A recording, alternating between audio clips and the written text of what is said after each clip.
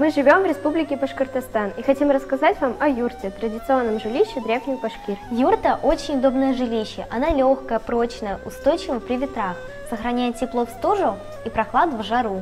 Внутри юрта делилась большой занавеской на две части – на мужскую и женскую. В женской половине хранились предметы для хозяйства, запасы еды, одежда, подвешивалась колыбель. Левая часть юрты считалась мужской. По стенам висела праздничная одежда, оружие, конская сбруя и музыкальные инструменты. В центре юрты устраивали очаг. Почетное место для гостей напротив входа.